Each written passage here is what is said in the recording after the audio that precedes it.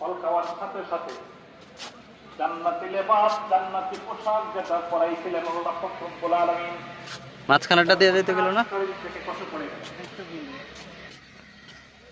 রব্বুল আলামিন নির্দেশ দিলেন, যাও যাও, আর এখানে থাকা যাবে না। চা বাগানে আছি আমরা। লঙ্ঘন করেছো। আমার নিচে মেঘলা আকাশ থাকলে ভালো হইতো, মেঘলা ওয়েদার থাকলে ভালো হইতো। প্রচন্ড রোদ, আর আজকে কপাল খারাপ।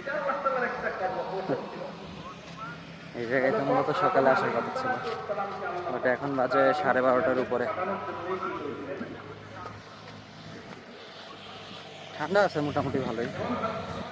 এই জায়গায় ঢুকতে গেলে নাকি একটা নিয়ম ফলো করতে হয়, সেটা হচ্ছে এই জায়গায় যারা গার্ড মানে কাজ করে অথবা গার্ড জানি না, বললো গার্ড তারা দেখাশোনা করে, তো তাদেরকে নাকি একটা বকশিস দিতে হয়। যদি গাইড নেন তাইলে হচ্ছে কত নিষাদ কত হলো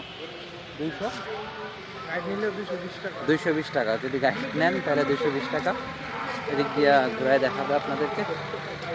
আর যদি একা একা ঘুরেন অথবা একা একা যান তাহলে ওদেরকে একটা বকশিস দিতে হয় আর কি। আমরা 240 টাকা দিছি, দিয়ে ঢুকলাম। জিজ্ঞেস করছি যে কোন দিক দিয়ে যাবো, বলছে এদিক দিয়ে যান, দেখাই দিচ্ছি আর কি। চলেন যাই, দেখি কতটুকু যাইতে পারি আর কি কি দেখতে পারি। মোটামুটি এই চা বাগানটা হয়তো সকালে নয়তো বিকালে ঘোরাটা বেটার অপশন, ঠিক আছে?